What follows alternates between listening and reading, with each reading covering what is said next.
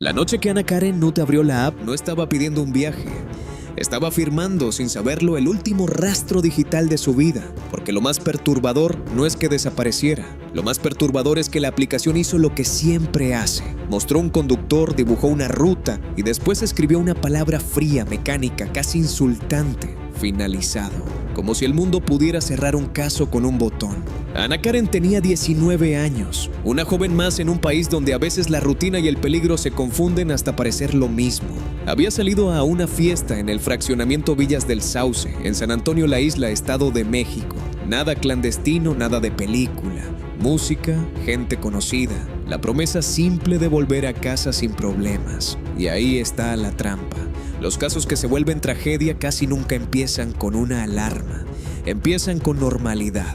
Afuera del fraccionamiento, una cámara de vigilancia la captó por última vez. Es una escena corta, casi silenciosa, y por eso mismo duele. Ana Karen aparece en la caseta, se detiene un segundo, como si preguntara algo, como si confirmara un dato, y luego se acerca a una motoneta. El hombre que la espera lleva chamarra azul y una gorra negra. Es el conductor asignado por la app según la investigación de la fiscalía. No hay un rostro claro en el video. La oscuridad, las sombras, la iluminación pobre, todo juega a favor del anonimato. Y ese anonimato, en este tipo de historias, se vuelve un arma. Ana Karen sube, no parece nerviosa, no parece discutir, no parece sospechar. Si tú vieras ese video sin contexto, pensarías lo mismo que pensaron muchos. Ya se va a su casa. Pero hay un detalle que cambia el aire de la escena. No llevan casco. Y en el relato público del caso, ese detalle se convierte en una señal, en una grieta. ¿Por qué nadie dijo nada? ¿Por qué nadie detuvo ese viaje si algo no cuadraba? Y aquí entra el primer conflicto humano, el más cruel: confianza contra supervivencia. Porque pedir un transporte por app es un acto de fe, no fe religiosa, fe cotidiana. Creer que el nombre en pantalla pronto corresponde a una persona real, que la ruta sugerida es la ruta que se seguirá, que el finalizado significa llegó a salvo. Tú, en su lugar, ¿habrías confiado? ¿Habrías pensado, es un trayecto corto, no pasa nada? ¿O te habrías bajado al primer instinto raro? Según los reportes, el trayecto debía llevarla a Metepec, un traslado simple, minutos. Pero la cronología que se fue reconstruyendo después tiene un corte seco. Alrededor de las 23:10, el video registra a Ana Karen subiéndose a la motoneta. Y poco después, el viaje aparece marcado como concluido en la plataforma. Concluido. Y sin embargo, Ana Karen no llegó. Esa es la primera contradicción que envenena todo el caso. Si el viaje terminó, ¿dónde terminó realmente? Su familia hizo lo que hace cualquier familia cuando el silencio se estira demasiado: llamar, escribir, insistir. Pero el teléfono dejó de recibir llamadas y mensajes. El mundo moderno tiene una manera muy particular de asustarte. No con un grito, sino con un sin señal. Luego vino lo que siempre llega en estos casos: la foto compartida, la ficha de búsqueda, las publicaciones repetidas con la esperanza de que la presión pública hiciera el milagro de las primeras horas. Durante más de 72 horas, el rostro de Ana Karen circuló como un rezo colectivo. Y mientras tanto, el protagonista invisible de esta historia, la persona que estaba con ella en ese club, estaba con ella en ese último video, seguía siendo un hueco. Un hombre sin cara, una chamarra azul, una gorra negra. Hasta que la realidad, como suele hacerlo, se impuso con violencia. El 3 de marzo, autoridades reportaron el hallazgo del cuerpo de una mujer en un terreno baldío, en una zona de Metepec, cerca de la carretera Toluca-Tenango. La fiscalía confirmó que se trataba de Ana Karen y abrió una investigación bajo el protocolo de feminicidio. Y entonces llegó el primer momento que cambia la historia, el que hace que todo lo anterior se lea distinto. Las indagatorias llevaron a la detención de Daniel N., señalado por las autoridades como el conductor de la motocicleta que la transportó y presunto responsable. Pero aquí no termina el horror, aquí empieza la duda, porque incluso con una detención quedaron preguntas flotando como humo. ¿El conductor estaba realmente registrado en la plataforma? ¿Alguien más participó? ¿Qué ocurrió en ese trayecto que el sistema llamó finalizado con tanta tranquilidad?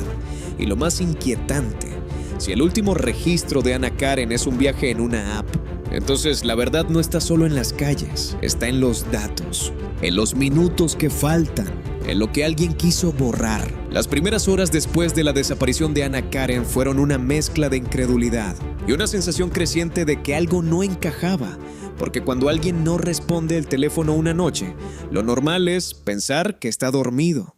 Cuando no responde al día siguiente, empiezas a preocuparte, pero cuando pasan las horas y nadie sabe dónde estuvo realmente ese último viaje, el miedo cambia de forma, se vuelve más pesado.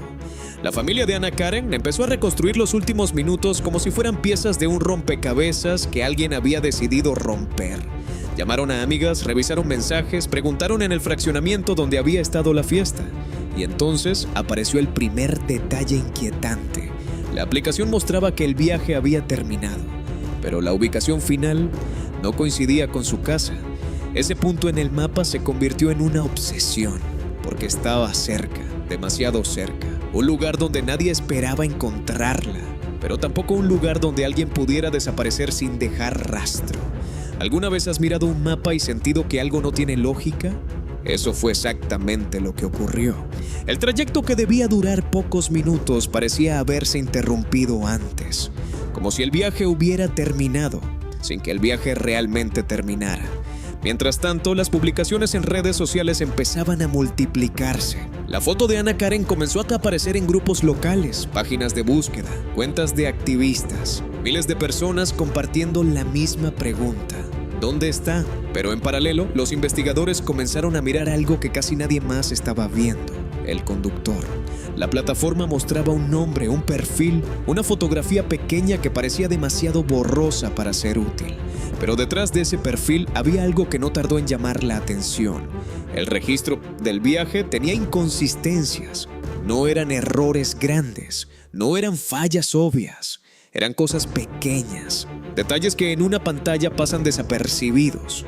La duración del trayecto, la señal GPS que desaparece unos segundos, la forma en que el viaje fue marcado como finalizado.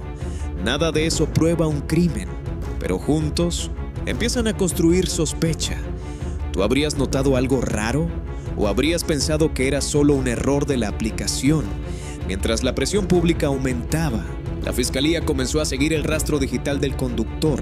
El perfil estaba vinculado a un número telefónico y a una cuenta que, según los registros, había aceptado el servicio esa noche. Y ahí surgió una pregunta que cambió el tono de toda la investigación. ¿Era realmente él quien conducía esa moto? Porque en muchos lugares del país, las cuentas de transporte por app se prestan, se alquilan, se venden. Un nombre en la pantalla no siempre significa la persona que está manejando. Y si ese fuera el caso, el hombre de la chamarra azul podría ser alguien completamente distinto. Las cámaras de seguridad del fraccionamiento volvieron a revisarse una y otra vez, cuadro por cuadro. El momento en que Anna Karen se acerca a la motoneta empezó a analizarse con lupa. La posición de las manos del conductor, el modo en que gira la cabeza, el instante en que arranca. Pequeños gestos, pequeñas pistas, pero había algo más, algo que nadie esperaba encontrar. Otra cámara, a unos metros del fraccionamiento. Una cámara privada que captó el paso de la moto apenas segundos después de que saliera. El video no mostraba un rostro claro, pero sí revelaba algo diferente: la dirección, porque en lugar de dirigirse hacia la ruta directa a Metepec, la motocicleta giró hacia otro camino, un camino que no aparecía en el trayecto original. Ese giro cambió completamente la historia, porque significa que el viaje dejó de ser un traslado, se convirtió en algo más. En ese momento los investigadores ya no estaban buscando a una persona desaparecida. Estaban buscando entender qué ocurrió dentro de esos minutos donde nadie estaba mirando. Y cuanto más se analizaban los registros, más claro se volvía algo inquietante. El conductor no solo había cambiado la ruta, también había apagado el teléfono poco después. Un gesto simple, pero en investigaciones de este tipo ese gesto suele significar lo mismo: silencio, silencio digital, silencio humano. Y en ese silencio empezó a aparecer el nombre de un hombre que hasta ese momento nadie había mencionado públicamente: Daniel.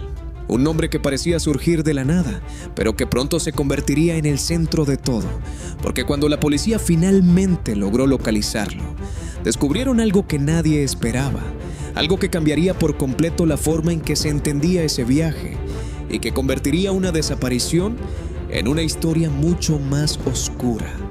Cuando los investigadores finalmente llegaron a Daniel, la historia dejó de ser una desaparición. Se convirtió oficialmente en algo mucho más oscuro, porque durante días el país había seguido el caso como una incógnita. Una joven que pidió un transporte por aplicación y nunca llegó a casa. Una imagen borrosa de una motoneta. Un trayecto marcado como finalizado cuando en realidad apenas estaba comenzando la tragedia. Pero cuando Daniel fue localizado y detenido, algo cambió en el ambiente. La narrativa dejó de ser una búsqueda y empezó a convertirse en una reconstrucción de lo que ocurrió en esos minutos, donde nadie estaba mirando.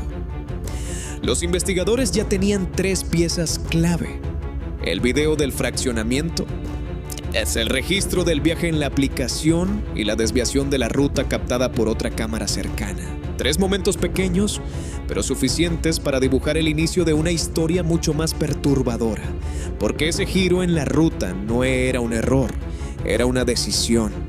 Una decisión que, según las autoridades, condujo a Ana Karen hacia un lugar aislado, lejos del camino que debía llevarla a casa.